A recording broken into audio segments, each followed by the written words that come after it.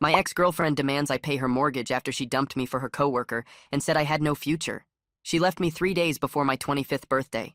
No warning, no real conversation. Just a text saying she needed someone with more ambition. Someone who could give her the life she deserved. That someone was a guy named Kevin from her marketing department. He drove a BMW, wore expensive watches, and apparently had a 5-year plan that included her. I was working as an electrician's apprentice, living in a small apartment, putting money away every month. She said I was thinking too small. She said Kevin was going places. A week later, she moved into his 4-bedroom house in the suburbs. She blocked my number and told our friends I was bitter. I wasn't bitter. I was devastated. We'd been together for 3 years. I thought we were building something. Turns out she was just waiting for a better offer. For the first 6 months, I was a mess. Couldn't eat, couldn't sleep, kept wondering what I did wrong. My older brother finally sat me down and told me to stop feeling sorry for myself. He said the best revenge is a good life, so I got to work. I finished my apprenticeship and got my license. Then I started taking every job I could find. Nights, weekends, holidays. I saved everything. When I was 27, I bought my first rental property, a small duplex on the east side of town. I fixed it up myself, rented both units, and used the income to save for another one. By 28, I owned 2 properties. By 30, I owned 5. I also got hired as a lead electrician for a commercial contractor. Good salary, good benefits, steady work. I wasn't rich, but I was comfortable. More importantly, I was building something real. During those 5 years, I heard things about Kevin through mutual friends. Turns out his 5-year plan didn't include keeping a job. He quit his marketing position to become a day trader. Then he quit day trading to become a life coach. Then he quit life coaching to find his true passion. Meanwhile, my ex was paying most of the mortgage on that 4-bedroom house. Then about 2 years ago, Kevin found his true passion. Her name was someone from his yoga class. He moved out, left my ex with the house, and apparently forgot to mention that he'd stopped contributing to the mortgage 8 months earlier. I didn't feel bad for her. I didn't feel anything, actually. I'd moved on. I was dating someone new, someone who actually respected what I was building. I figured my ex was just a chapter in my life that was closed forever. I was wrong. Last month, she showed up at one of my rental properties while I was doing maintenance. I didn't even recognize her at first. She looked tired, worn out. She said she got my address from a mutual friend. She said she needed to talk. She said she was in trouble. Her mortgage was 3 months behind. The bank was starting foreclosure proceedings. She'd burned through her savings trying to keep up with payments Kevin had stopped making. She needed help, and she figured since we had history, maybe I could lend her some money. Not a lot, she said. Just enough to get caught up. Maybe $20,000. I told her I'd think about it. I shouldn't have said that. I should have just said no. But I was so caught off guard that I defaulted to being polite. That was my mistake, because she took it as an opening. The text started the next day. Long messages about how hard things had been, how Kevin had ruined her financially, how she was working 2 jobs just to stay afloat, how she always knew I was the stable one, how she regretted leaving, how we could maybe try again if I helped her through this rough patch. The messages came 3 or 4 times a day, each one longer than the last, each one more desperate. Then they started getting demanding. She reminded me that she supported me emotionally during my apprenticeship. She said I owed her for those years. She said if I really cared about her, I'd help. She said I was being selfish with money I probably didn't even need. She said my new girlfriend was probably the reason I was being so cold. After 2 weeks of this, I stopped responding. That made it worse.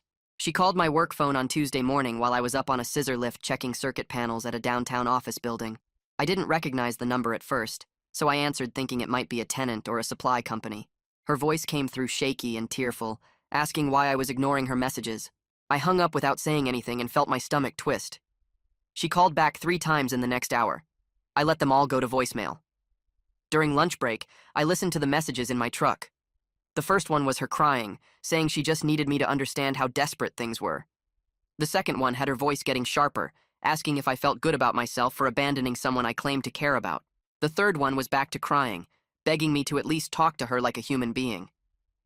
I deleted all 3 and tried to focus on the afternoon's work. Hannah, my supervisor, noticed me checking my phone every few minutes during our inspection of the electrical room. She asked if everything was okay, her tone professional but concerned. I told her everything was fine, just some personal stuff I was handling. She nodded and didn't push, but I could tell she knew something was off. I made myself put my phone in my truck for the rest of the day so I wouldn't keep looking at it. When I got back to my apartment that night, I had 17 new text messages. Most of them came after midnight. I scrolled through them while standing in my kitchen, not even bothering to take off my work boots. The 2 a.m. message said she couldn't sleep knowing I had money sitting in bank accounts while she was about to lose everything. The one at 2:47 a.m. said I clearly had enough for my rental properties and my comfortable life, so what was $20,000 to me? The one at 3:15 a.m. said she never thought I'd turn into someone so cold and selfish. I went to my phone settings and silenced notifications from her number. I didn't block it because part of me felt like that would be too aggressive, which I realize now was stupid. That night I barely slept, and when I did, I had dreams about being trapped in places I couldn't leave. The next morning, I met my girlfriend at the coffee shop near her work. She ordered her usual vanilla latte, and I got black coffee because I was too tired to think about what I wanted. We sat at a corner table, and she asked how I was doing, really doing, not just the automatic fine. I must have looked worse than I thought because her expression shifted to actual worry. I told her about the calls and the late-night messages. I told her about my ex showing up at the rental property and asking for $20,000. I told her I'd been dealing with this for weeks and didn't mention it because I thought I could handle it myself. I expected her to be upset that I kept it from her. Instead, she reached across the table and put her hand over mine. She said my ex sounded like she was trying to manipulate me. She asked what I wanted to do, not what I thought I should do, and that question made something click in my head. I realized I'd been running through scenarios about obligation and history and whether I owed her something, but I hadn't actually asked myself if I wanted to help her. The answer was no. I didn't want to give her money. I didn't want to be involved in her problems. I didn't want her back in my life at all. My girlfriend squeezed my hand and said that was a completely reasonable feeling. She said I didn't owe my ex anything just because we used to date. She said the guilt I was feeling was probably left over from how my ex used to make me feel during our relationship. That observation stung because it was true. Later that afternoon, I texted my brother asking if he had time to talk. He called me within 5 minutes. I explained the whole situation while pacing around my living room. I told him about the money request, the escalating messages, the calls to my work phone. There was a long pause after I finished, and then he said he couldn't believe I was even considering this. His voice got louder as he reminded me how destroyed I was 5 years ago. He brought up how she called me unambitious while I was working 60-hour weeks to build a career. He said this was exactly the kind of guilt trip she always used on me, making me feel like I wasn't doing enough or being enough. He said she left me for someone she thought had more money, and now that her plan failed, she was coming back to me like an ATM machine. He told me to send her one message saying no, and then stop responding completely. He said to keep it short and emotionless, so she couldn't twist my words. I sat down on my couch after we hung up and opened a new text message. I typed it out 3 times before I got the wording right. The final version said I wouldn't be lending her money and I needed her to stop contacting me. I read it over twice, then sent it before I could second-guess myself. My phone showed she read it almost immediately. 10 minutes later, my phone buzzed with her response. I made myself wait before looking at it. When I finally opened the message, it was a wall of text that I had to scroll through. She called me heartless and selfish. She said she never realized who I really was until now. She said I was punishing her for choosing Kevin and that I was petty and vindictive. She said the money meant nothing to me but everything to her, and I was choosing to let her suffer out of spite. She said she hoped I could live with myself. She said she'd supported me emotionally during my apprenticeship when I was broke and stressed, and this was how I repaid her. She said she always knew I'd become arrogant if I ever got money. I put my phone face down on the coffee table and stared at the wall. My hands were shaking. I felt angry and guilty and justified all at the same time. I didn't respond. The next day, I had to replace a water heater at my duplex on the east side. I got there around 9 in the morning and parked in the small lot behind the building. The work took about 3 hours because the old unit had corroded fittings that I had to cut out. When I came back outside carrying my toolbox, I saw her car parked near my truck.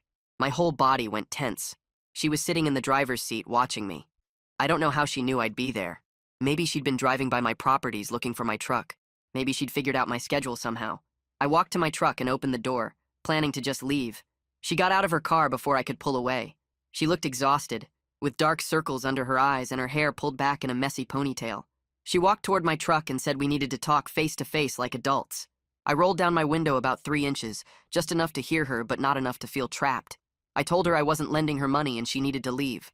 She started crying, her shoulders shaking as she leaned against my truck. She said I was the only person who ever really understood her. She said Kevin never saw her the way I did. She said she made a mistake leaving me and she knew that now. She said if I helped her get through this, maybe we could figure things out between us. I didn't say anything. I just looked at her and felt nothing except the need to get away from this situation. When I didn't respond, her whole face changed. The tears stopped and her expression went hard. She brought up specific things I'd said during our relationship about being there for people I cared about. She quoted me almost word for word, saying I'd told her I'd never abandon someone I loved. She said I'd promised I wasn't like other guys who just disappeared when things got hard. I realized she was using my own words against me, weaponizing things I'd said when I was 22 and trying to prove I was worth keeping. She was using the person I used to be to manipulate the person I am now.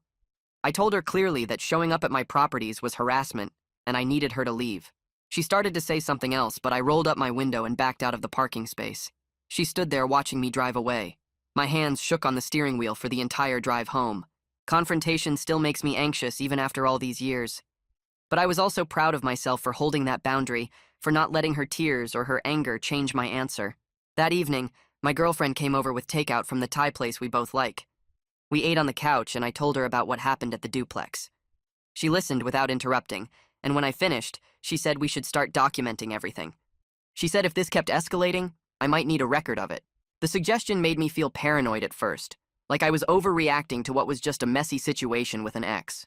But she pointed out that my ex had already found my work number, my rental properties, and my girlfriend's Instagram. She said that wasn't normal breakup behavior. She said that was someone who wasn't respecting boundaries. I got my laptop and started going through my text messages, taking screenshots of everything my ex had sent over the past 3 weeks. There were more than I remembered. I saved them all in a folder and started a document noting the dates and times she'd shown up at my properties. I wrote down when she called my work phone and when she contacted my girlfriend. Seeing it all laid out like that made it feel more real and more serious. My girlfriend sat next to me the whole time, her hand on my back, and I felt less alone in dealing with this. Having a plan made me feel less powerless, like I was taking control of the situation instead of just reacting to whatever she did next. The next morning, my girlfriend showed me her phone while we were having coffee. She'd gotten a direct message on Instagram from someone she didn't know. The message introduced the sender as my ex-girlfriend and said she was worried about me because I'd been acting strange and cold lately.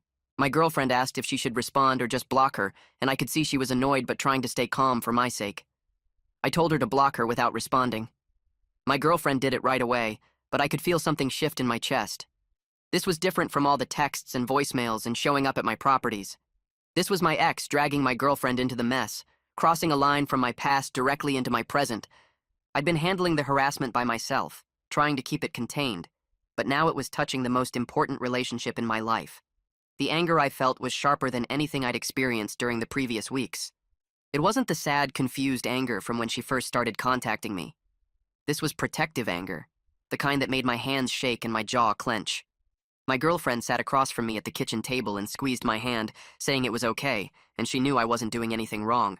But I could see the violation had affected her too. Someone from my past had invaded her space, used her social media to try to manipulate the situation, and made her part of something she had nothing to do with. That evening, I kept thinking about how this wouldn't stop on its own. My ex had proven she would keep finding new ways to contact me, new pressure points to push. I'd tried ignoring her, tried being clear about my boundaries, and she just kept escalating. 2 days later, I was at a commercial job site when my phone buzzed with a text from Brendan, one of my tenants in the East Side duplex. He asked why some woman had come by asking questions about me and whether I was a good landlord. My stomach dropped. I stood there in the middle of the construction site with my phone in my hand, feeling sick. She was now affecting my business relationships, potentially threatening my rental income and the reputation I'd built with my tenants. I texted Brendan back immediately, apologizing and saying I'd call him after work. The rest of the day dragged. I couldn't focus on the electrical work I was supposed to be doing. Hannah noticed and asked again if I was okay, and this time I told her I was dealing with some personal stuff, but would have it sorted out soon. When I got off work, I called Brendan from my truck. He answered on the second ring, and I apologized for the intrusion. I explained briefly that an ex-girlfriend was having trouble accepting boundaries, and I was sorry she'd bothered him. Brendan was understanding, saying these things happen, but he mentioned his wife had been uncomfortable with a stranger asking personal questions about their landlord. I reassured him it wouldn't happen again, though I wasn't actually sure I could prevent it. After we hung up, I sat in my truck for a long time. My ex had now contacted my girlfriend, shown up at my work sites, and approached my tenants. The harassment was spreading like an infection through every part of my life I'd built. That night, my brother came over. I texted him about what happened with Brendan, and he showed up at my apartment with takeout and a serious expression. We ate in silence for a few minutes before he said I needed to consider legal options. He said this had moved beyond awkward into actual harassment that was affecting my work and tenants. I wanted to argue, to say I could handle it myself, but I knew he was right. My brother offered to help me find a lawyer who handles this kind of situation, and I reluctantly agreed. The next morning, my brother sent me contact information for an attorney named Roland Fisher, who specialized in harassment and stalking cases. I called Roland's office and made an appointment for later that week. The receptionist asked me to bring documentation of all contact attempts, so I spent that evening organizing everything. Screenshots of texts, dates, and times of her physical appearances at my properties, notes about the calls to my work phone and the contact with my girlfriend and Brendan. Seeing it all laid out made me realize how much had actually happened in just 3 weeks. Roland's office was downtown in a professional building. He was in his 50s with gray hair and a calm way of talking that made me feel less anxious. I sat across from his desk and walked through the timeline of contact.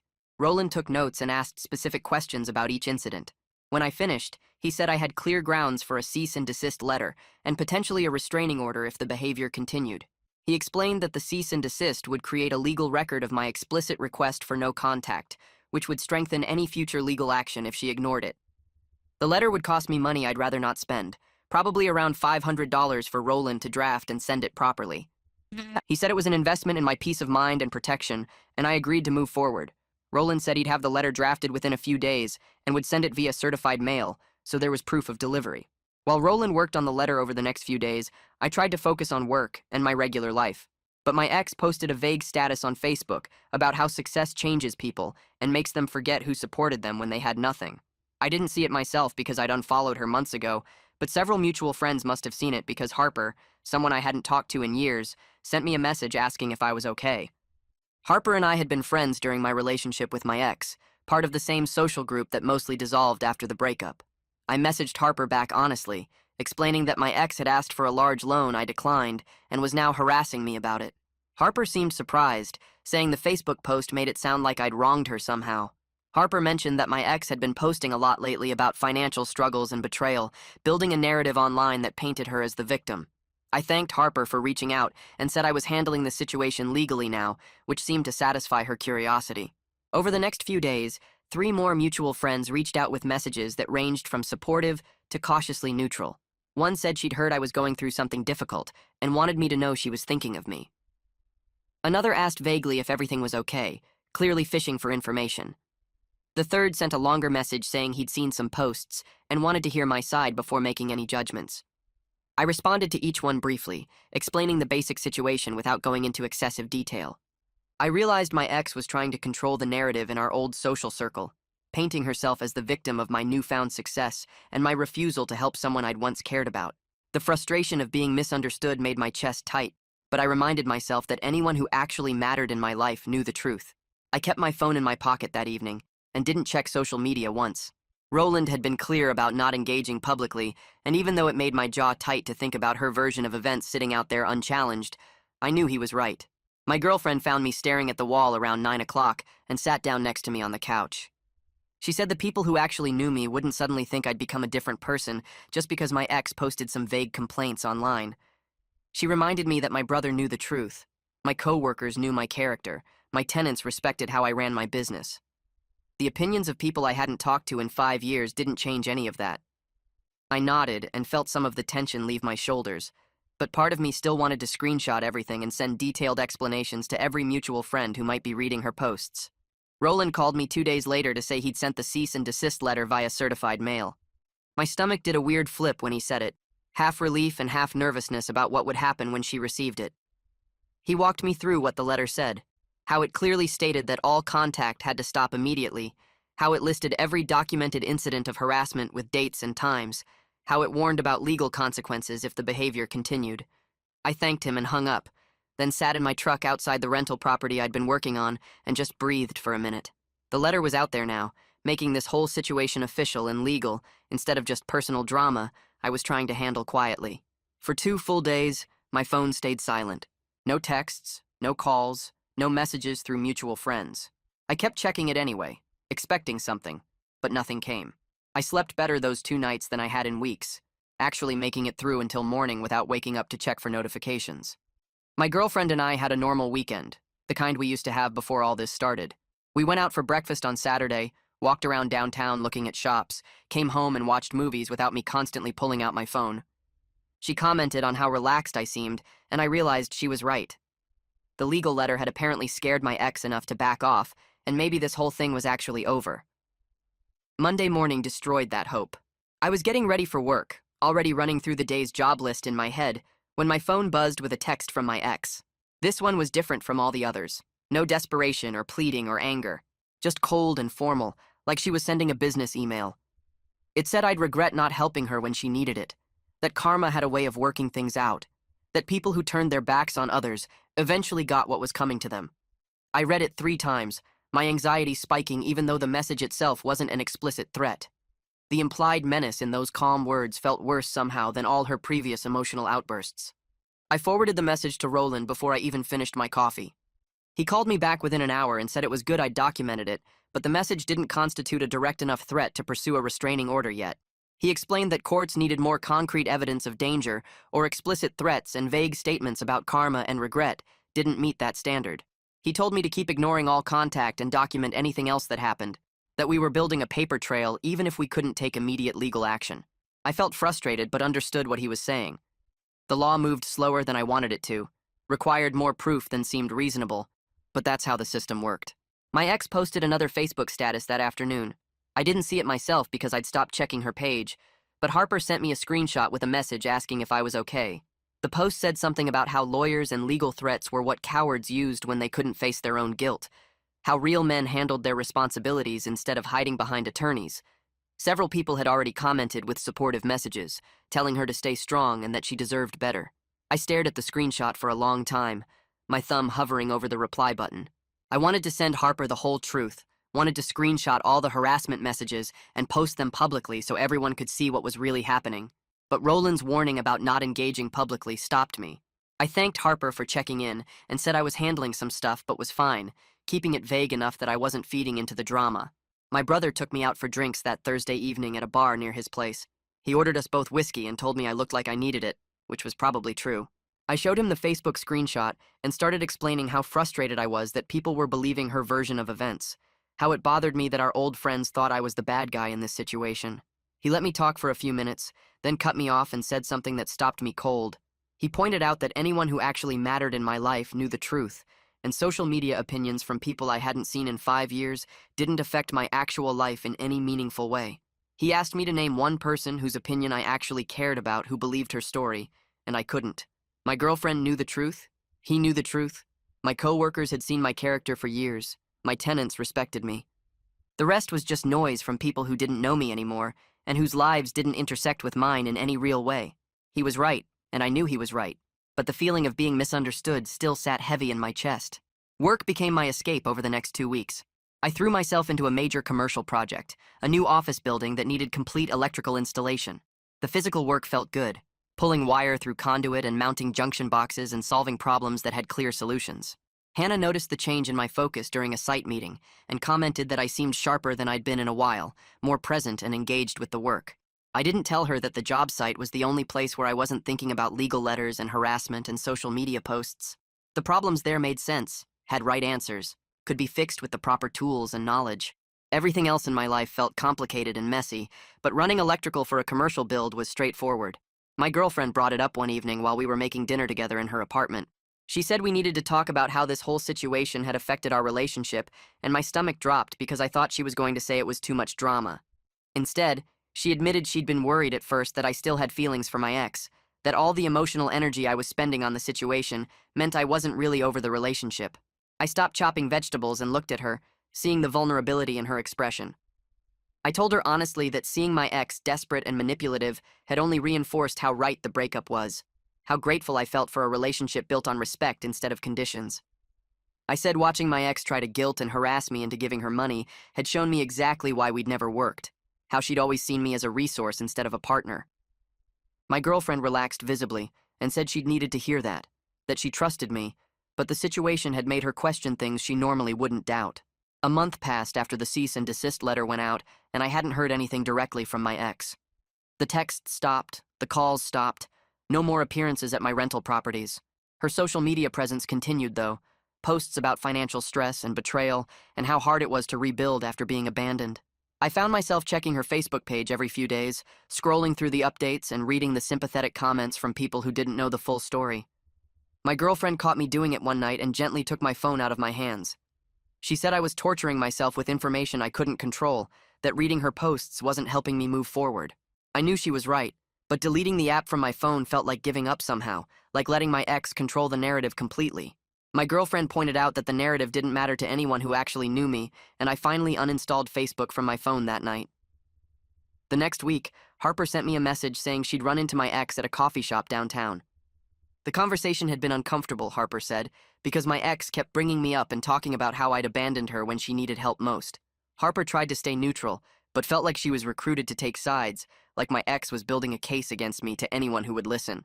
I thanked Harper for telling me, and explained I was trying to move forward without engaging in any drama. Harper seemed to respect that approach, and mentioned that several mutual friends were uncomfortable with how my ex kept bringing up the past and making everything about her financial problems. It was good to know that people were seeing through the narrative my ex was trying to create, even if I wasn't defending myself publicly. A few days later, Brendan called to say he wanted to renew his lease early, which surprised me because he still had 4 months left on his current term. When I stopped by to drop off the new paperwork, he mentioned he appreciated how I'd handled the awkward situation with my ex showing up at the property. He said it showed professionalism and made him feel secure about renting from me long term. The comment stuck with me because I hadn't thought about how maintaining my boundaries protected not just my peace of mind, but also my business reputation. My tenants needed to trust that their homes wouldn't become scenes for my personal drama, and I'd managed to keep that separation intact. My girlfriend suggested we take a weekend trip to the coast, just the two of us, to get away from everything for a while. I agreed immediately because I needed the break more than I wanted to admit. We drove up on Friday afternoon, checked into a small hotel near the beach, and I deliberately left my phone in the room for most of the weekend. We walked along the shore, ate seafood at a restaurant with plastic tablecloths, and spent Saturday evening sitting on the hotel balcony watching the sunset. My girlfriend told me she could see the difference in my stress level when I wasn't anticipating the next contact or social media post. I realized she was right. For 2 days, I felt like myself again, not someone constantly braced for the next crisis.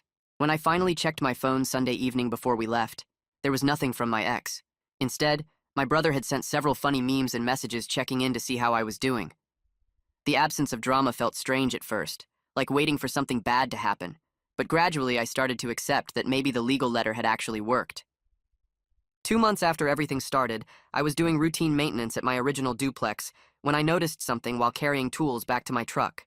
The for sale sign had gone up on my ex's house in the suburbs. I could see it from where I was parked because her street intersected with the one behind my property. My stomach did a weird flip because I knew this meant the foreclosure had gone through and she was losing the house Kevin had left her with.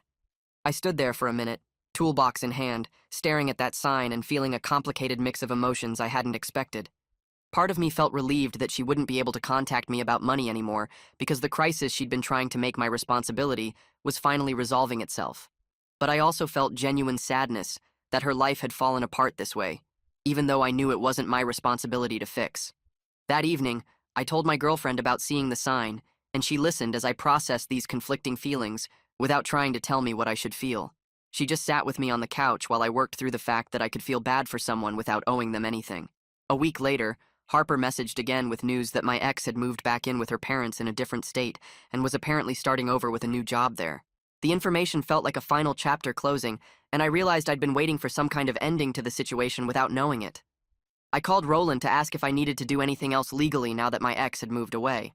He said the cease and desist letter remained in effect, but the physical distance made further harassment unlikely. He congratulated me on handling a difficult situation with appropriate boundaries and said most people struggle more with holding firm when an ex tries to manipulate them. I thanked him for his help and hung up feeling like I'd actually managed something important. Not just survived it, but handled it correctly. My brother and I met for our regular monthly dinner at the barbecue place we always went to, and halfway through the meal he brought up how different I seemed compared to 3 months ago when this all started. I thought about it while finishing my pulled pork sandwich and realized he was right. I was sleeping better, not checking my phone every few minutes and feeling more confident in my ability to protect my own boundaries. The whole experience had taught me something about the difference between being polite and being a doormat, between caring about someone's struggles and taking responsibility for problems I didn't create. At work the following week, Hannah pulled me aside during our morning break and said she'd noticed I seemed stressed for a while, But whatever was going on appeared resolved now. I appreciated that she'd given me space to handle it privately while still noticing and caring. It reinforced that I'd built a good professional life with people who respected boundaries. She didn't pry for details, just said she was glad I seemed more like myself again. That same evening, my girlfriend brought up moving in together while we were making dinner at her place. We'd mentioned it casually before, but never seriously planned anything. She said going through the harassment situation together showed her how well we communicated during stress, and she felt ready for the next step. I realized I felt the same way. The experience had tested our relationship in ways normal dating wouldn't have, and we'd handled it as a team. I started thinking about my ex less and less over the following weeks. When she did cross my mind, it was with a kind of detached understanding rather than anger or hurt. She'd made choices based on what she thought she wanted, and those choices had natural consequences that weren't my responsibility to fix. I could see now that she'd always been chasing something external rather than building something real. One of my other tenants called to give notice that they were buying their own house. As I started the process of finding new renters, I felt proud of the small business I'd built. This was what my ex had called thinking too small 5 years ago, but it had given me stability and independence. I scheduled property showings and updated my rental listings, feeling confident in what I'd created. My girlfriend and I spent the next few weekends looking at apartments together. We found one we both loved, bigger than either of our current places, with space for a home office where I could handle my rental property paperwork. The second bedroom had good natural light and room for a desk and filing cabinets. Signing the lease together felt like a statement that we were building something real and lasting.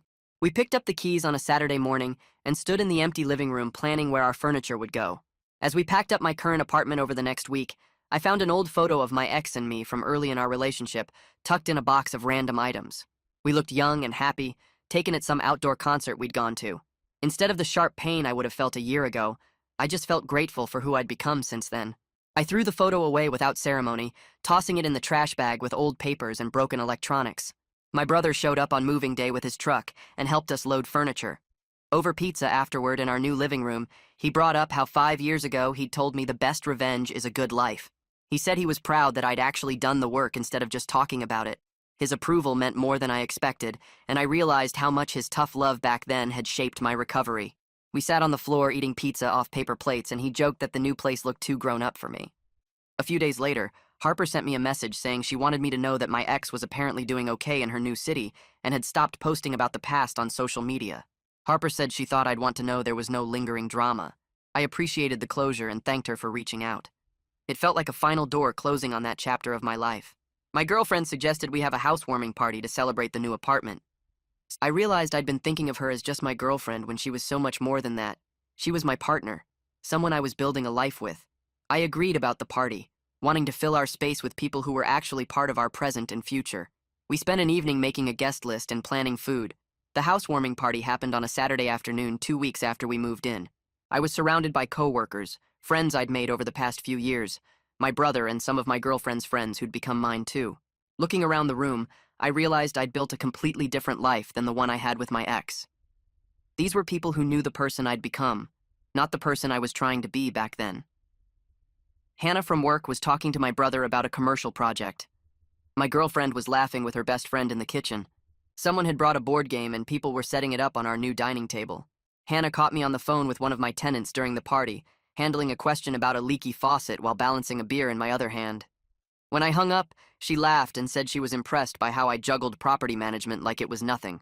A few other people overheard and started asking questions about real estate investing, wanting to know how I got started and whether it was worth the hassle. I found myself explaining how I bought my first duplex, fixed it up myself, learned to screen tenants and handle maintenance calls. My girlfriend watched from across the room with this proud smile that made me feel like I'd actually accomplished something real. Someone asked if I ever regretted not going to college for business, and I said honestly that hands-on experience taught me more than any classroom would have. The conversation felt good, like I was finally comfortable talking about what I'd built without downplaying it, or feeling like I needed to prove anything.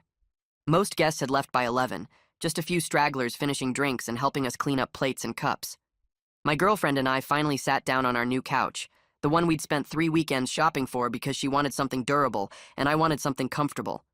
She leaned against me and asked if I was happy, really happy, not just okay or getting by. I thought about it for a minute because the question deserved a real answer. I realized I genuinely was happy, but not in some dramatic movie way where everything was perfect. It was more like standing on solid ground after years of feeling like I might fall through the floor at any moment. I told her yes, I was happy, and she squeezed my hand and said she could tell. We sat there in our new living room surrounded by half-empty cups and the mess of a good party, and it felt exactly right. The next morning, I woke up in our apartment and reached for my phone out of pure habit, that automatic check for bad news or stressful messages. But there was nothing waiting for me except a text from my brother saying he had a good time at the party. My girlfriend was already up, making coffee in our kitchen, and I could hear her humming something while she moved around. I got up and joined her, and we stood there drinking coffee in our pajamas, like it was the most normal thing in the world. The ordinariness of the moment hit me as the best possible outcome of everything I'd been through. No drama, no crisis, no desperate messages demanding my attention. Just coffee and morning light coming through our windows, and someone who actually wanted to be there with me. I met with my accountant the following week to review my rental property finances for the year. She spread out the numbers across her desk and walked me through the income and expenses, pointing out where I'd done better than expected and where I could improve. The properties showed steady growth, reliable income every month, and my maintenance costs were lower than average because I did most of the work myself. She leaned back in her chair and said I was in a position to consider purchasing another property next year if I wanted to expand. The validation felt good, hearing from someone who looked at numbers all day that I was doing this right. I told her I'd think about it, maybe look for another duplex on the east side where I knew the neighborhood.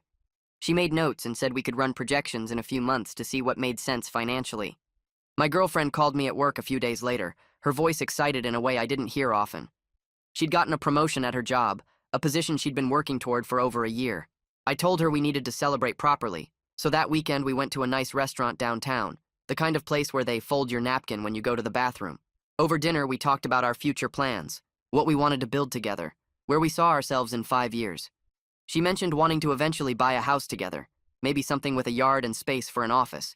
Instead of feeling trapped by the commitment like I might have years ago, I felt excited about building something with someone who valued the same things I did. She understood that stability wasn't boring, that planning ahead wasn't thinking too small. We stayed at the restaurant until they started stacking chairs, just talking about possibilities.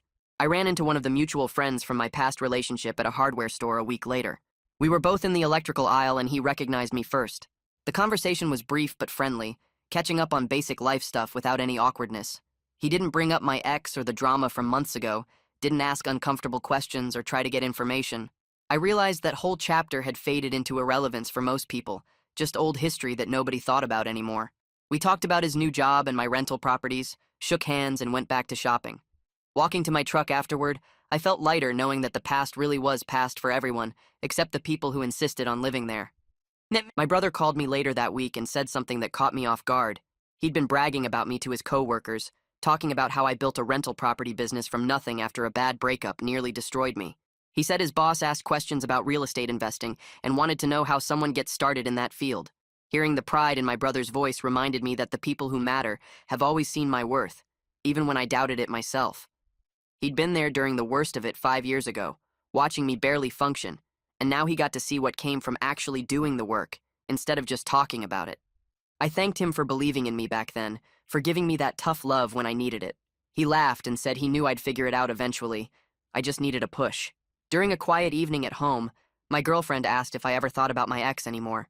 I appreciated that she felt comfortable enough to ask the question directly, instead of dancing around it. I told her honestly that I occasionally wondered if my ex was doing okay in her new city, whether she'd found some stability, but I didn't feel any remaining emotional attachment. The person I was with back then felt like someone completely different from who I am now. My girlfriend said that was healthy, that it showed I'd genuinely moved on, rather than just suppressing feelings or pretending the relationship never happened. We were sitting on our couch with a movie paused on the TV, and she said she felt secure knowing I'd processed that chapter of my life, instead of carrying it around like unfinished business. I was doing electrical work at one of my rental properties the next week, replacing some outlets in the living room. I stood up to grab my drill and realized I was in almost the exact spot where my ex had ambushed me months ago, demanding money and making me feel guilty about my success. But the memory didn't trigger anxiety anymore, didn't make my chest tight or my hands shake. The property was just a property again, not a site of emotional ambush. I finished the work and locked up, checking that everything was secure before I left. Driving away, I noticed I hadn't thought about that confrontation in weeks, hadn't replayed it in my head, or wondered what I could have said differently. As winter set in and the days got shorter, I spent an evening reviewing my goals for the next year. I sat at our dining table with my laptop and a notebook, writing down what I wanted to accomplish. Potentially another rental property if the numbers worked out and I could find the right place. Continuing to build my electrical career, maybe taking on more complex commercial projects, and maybe proposing to my girlfriend when the time felt right, when we'd been living together long enough to know this was what we both wanted. These were the ambitious plans my ex said I didn't have 5 years ago, but they were real and achievable because I built them on actual work instead of fantasies. I closed my notebook and looked around our apartment, at the life we were creating together, and felt ready for whatever came next. Thanksgiving morning started with my girlfriend and me pushing our small dining table against the wall to make room for the folding table my brother was bringing over. We'd invited 8 people total, and our apartment wasn't built for hosting that many, but we made it work by moving the couch and setting up chairs borrowed from 3 different neighbors. My brother showed up first with the extra table and a pumpkin pie his wife had made, and he helped me arrange everything while my girlfriend finished cooking the turkey. Her parents arrived next, followed by 2 of her cousins, then Hannah from work with her husband, and finally 2 friends I'd made through my rental property networking group. The apartment felt crowded in a good way, full of voices and the smell of food and people laughing while they squeezed past each other to reach the kitchen. We sat down to eat around 3 in the afternoon, plates piled high with turkey and stuffing and green beans, and I looked around the table at all these people who'd become part of my life over the past few years. Hannah was telling a funny story about a job site disaster. My brother was arguing good-naturedly with my girlfriend's dad about football, and everyone seemed comfortable and happy to be there. Nobody mentioned my ex or the drama from earlier in the year, because that whole situation had faded into old history that didn't matter anymore. I realized I'd built this, not just the meal or the gathering, but the whole network of relationships and the stable life that made moments like this possible. My girlfriend squeezed my hand under the table and smiled at me, and I felt grateful in a way that had nothing to do with the holiday, and everything to do with the work I'd put into becoming someone who could create and maintain good things. The envelope from Roland arrived in my mailbox the following week, a standard business envelope with his law firm's return address printed in the corner. I opened it while standing in my building's lobby and found a final invoice for his legal services, itemized with dates and descriptions of the work he'd done. The total was less than I'd expected, maybe because the situation had resolved itself without needing to go to court or file additional motions. There was a handwritten note paper-clipped to the invoice, just a few lines in neat handwriting saying he was glad everything had worked out, and that he hoped I wouldn't need his services again. I folded the invoice and note back into the envelope and took them upstairs to my apartment, where I wrote a check for the full amount immediately. Paying it didn't feel like a burden or an unwanted expense, even though the money could have gone toward other things. Roland had given me tools I didn't have on my own, the legal language and formal process that made my boundaries real and enforceable, instead of just words I said that my ex could ignore. He'd helped me protect the life I'd built when I couldn't figure out how to do it myself, and that was worth every dollar on the invoice. I put the check in the return envelope he'd included, sealed it, and stuck a stamp on it before walking down to the corner mailbox to send it off. Walking back to my apartment, I felt like I'd closed the last administrative piece of that whole mess, the final transaction that officially ended a chapter I was ready to stop thinking about. It was a Tuesday evening 3 weeks later. Nothing special about the day or the weather or anything we were doing. My girlfriend and I had both gotten home from work around the same time, changed into comfortable clothes and made simple dinners that we ate on the couch while we picked something to watch on TV. We settled on a documentary about national parks that neither of us cared about too much, the kind of thing you put on when you just want background noise and company. About halfway through, I noticed my girlfriend had gone quiet and still, and when I looked down I saw she'd fallen asleep with her head resting on my shoulder, her breathing slow and even. I stayed very still so I wouldn't wake her, one arm around her shoulders and the TV playing quietly in front of us. The apartment was warm and comfortable, dishes from dinner still sitting on the coffee table, my work boots by the door next to her shoes. This was the most ordinary moment possible, nothing dramatic or exciting or worth telling anyone about, just 2 people existing together in a space they'd made their own. But sitting there with my girlfriend asleep against me, I realized this peaceful, boring, completely normal evening was exactly what I'd needed after years of chaos and uncertainty and emotional crisis. The drama with my ex had been exhausting, all that anger and guilt and manipulation and stress, and before that the breakup itself had nearly destroyed me. What I had now was stable and quiet and predictable in the best possible way, and I felt content in a deep, settled way I'd never experienced before. I didn't want excitement or intensity or grand romantic gestures. I wanted exactly this: Tuesday evenings on the couch with someone who felt like home. Sitting there in the quiet apartment, I started thinking about something my ex had said during one of her angry texts months ago. She'd accused me of changing, of becoming someone cold and selfish who forgot where he came from and who'd helped him along the way. At the time, I'd dismissed it as manipulation, just another attempt to make me feel guilty enough to give her what she wanted. But she was actually right about one thing. I had changed. The person I was at 22 when we first got together was different from who I was now at 30. Back then, I would have given her the money despite my better judgment, would have let guilt and obligation override my own needs and boundaries, would have sacrificed my stability to avoid feeling like a bad person. I'd been conditioned to believe that caring about someone meant prioritizing their needs over my own, that being a good partner meant absorbing whatever chaos they brought into my life. But I didn't change because success corrupted me or made me forget my roots like she implied. I changed because I learned through painful experience that I could value stability over chaos, that I could choose genuine partnership over conditional approval, and that I could respect myself enough to maintain boundaries even when someone tried to guilt me into dropping them. The best revenge really was building a good life, just like my brother had told me 5 years ago when I was barely functional. And now I wasn't pursuing revenge at all. I was just living the life I'd built, enjoying the peace I'd earned and protecting what mattered to me. My ex was somewhere in another state starting over, and I genuinely hoped she found whatever she was looking for. But her problems weren't mine to solve anymore. I had my own life now, my own home, my own future, and I was finally comfortable just living it.